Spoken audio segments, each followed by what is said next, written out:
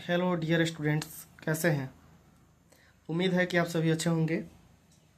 कल की क्लास में हम लोग खाद और उर्वरक में अंतर पढ़े थे और कृषि पद्धति का तीसरा टॉपिक था खाद तथा उर्वरक का प्रयोग करना। आज हम लोग को पढ़ना है कृषि पद्धति में ही अगला प्रोसेस जिसको बोलते हैं सिंचाई। सिंचाई कहने का मतलब होता है कि फसलों को जल उपलब्ध कराने की प्रक्रिया। यहाँ लिखा है कि फसलों को जल उपलब्ध कराने की प्रक्रिया को सिंचाई कहा जाता है।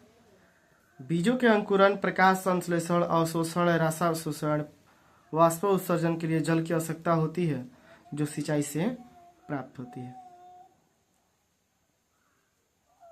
पौधों को जब जल की प्राप्ति होती है तो उसके द्वारा प्रकाश संश्लेषण की क्रिया करते हैं, जिसके कारण ग्लूकोज का विखंडन होता है। यहाँ से उप उत्पाद के रूप में ऑक्सीजन निकलता है और कार्बन डाइऑक्साइड को ये अवशोषित करते हैं। इसलिए पौधों को जो है जल की आवश्यकता है, क्योंकि बीज का अंकुरण हो जाए, प्रकाश संश्लेषण की क्रिया हो, भोजन का अवशोषण हो, रसा अवशोषण हो, वाष्प उत्सर्जन हो, इसके लिए जल की आवश्यकता होती है, जो कि सिंचाई से प्राप्त होती है। सिंचाई का डिफिनीशन देख लीजिए एक बार और। फसलों को जल उपलब्ध कराने की प्रक्रिया को सिंचाई कहा जाता है। इसके बाद से यहाँ जो है कुछ नोट लिखा गया है, जैसे खेतों की अधिक सिंचाई करने से जलाक्रांत की समस्या उत्पन्न होती है। जलाक्रांत की समस्या उत्पन्न होती है। इससे फसलों पर प्रतिकूल प्रभाव पड़ता है। जब हम ज़्यादा सिंचाई कर देते हैं तो खेतों का जो मिट्टी है उसमें ऑक्सीजन की मात्रा कम हो जाती है, जिससे फसलों की उपज जो है ठीक से नहीं हो पाता है। यह जो स्थिति है इसको जलाक्रांत कहा जाता है। यह अधिक सिंचाई करने से खेतों में उत्पन्न होता है। अगला इसमें प्रोसेस पढ़ना है खरपतवार तथा कीट पीड़क नियंत्रण। तो खरपतवार क्या होता है? खेतों में फसलों के साथ उगने वाले अवांछित मतलब बेकार या हानिकारक पौधों को खरपतवार कहा जाता है। एक बार और देखिएगा, खेतों में फसलों के साथ उगने वाले अवांछित पौधों को खरपतवार कहा जाता है। जैसे बहुत सारा खरपतवार है, जैसे भथुआ, कटहल, गाजर घास जिसको पार्थेनियम बोला जाता है, खट्टी बूटी जिसको जो है ऑक्जिलियस कहते हैं, दूब, ये सब जो है खरपतवार है। खरपतवार को क्यों हटाना आवश्यक है? जैसे मान लीजिए कि जो भी पोषक पदार्थ है जो हम पौधों को दे रहे हैं तो ये खरपतवार जो है अपने अंदर अवशोषित कर लेता है।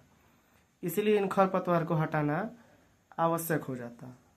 यहाँ लिखा है कि फसलों की अच्छी उपज के लिए खरपतवार तथा रोग उत्पन्न करने वाले कीट पीड़क का नियंत्रण करना आवश्यक है, क्योंकि ये फसलों को मिलने वाला पोषक पदार्थों का उपयोग करते हैं, जिससे फसल पर प्रतिकूल प्रभाव पड़ता है।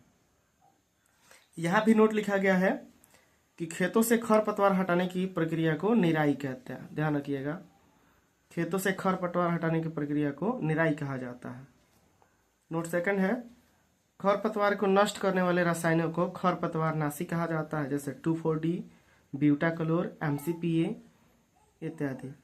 अब यहाँ 2,4-D का फुल फॉर्म लिखा है 2,4-डाइक्लोरोफेनॉक्सी एसिटिक एसिड, जिसका रासायनिक सूत्र होता है C8H6Cl2O3। ध्यान रखना है। और MCPA का फुल फॉर्म होता है 2-मिथाइल 4-क्लोरोफेनॉक्सी एसिटिक एसिड, जिसका रासायनिक सूत्र होता है C9H8Cl3। नोट थर्ड लिखा गया है कि हानिकारक कीटों को नष्ट करने वाले रसायन को पीड़कनाशी कहा जाता है, जैसे DDT का फुल फॉर्म होता है डाइफिनाइल ट्राइक्लोरोइथेन और फार्मूला होता है C14H9Cl5। और उदाहरण होता है कीट पीड़क का, जैसा मिथाइल ब्रोमाइड, जिसका रासायनिक सूत्र होता है CH3Br। अब जो है हमको छठा प्रोसेस पढ़ना है फसलों की कटाई। तो फसलों की कटाई कहने का मतलब होता है कि फसल के तैयार हो जाने के बाद उसे काटने की प्रक्रिया को कटाई कहा जाता है या फसलों की कटाई कहा जाता है। फसलों के तैयार हो जाने के बाद उसे काटने की प्रक्रिया को कटाई कहा जाता है। इसमें लिखा गया है कि अनाजों के दानों को उनके पौधों से अलग करने की प्रक्रिया को दौनी या थ्रेसिंग कहा जाता है।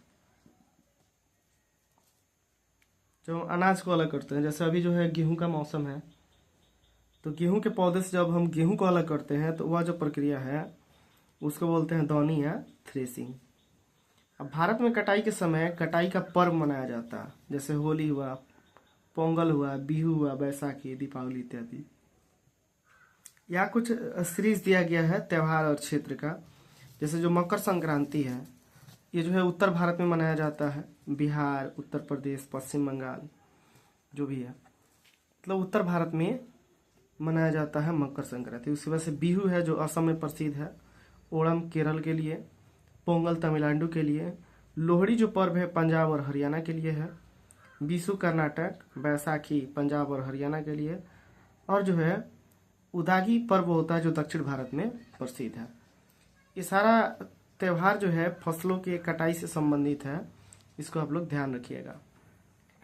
वीडियो को आप लोग अपनी सुविधा के अनुसार इसका स्पीड घटा सकते हैं, बढ़ा सकते हैं, क्वालिटी चेंज कर सकते हैं, और जो है प्रयास कीजिए कि जो भी पढ़ रहे हैं उसका एक बेहतर नोट्स बनाएं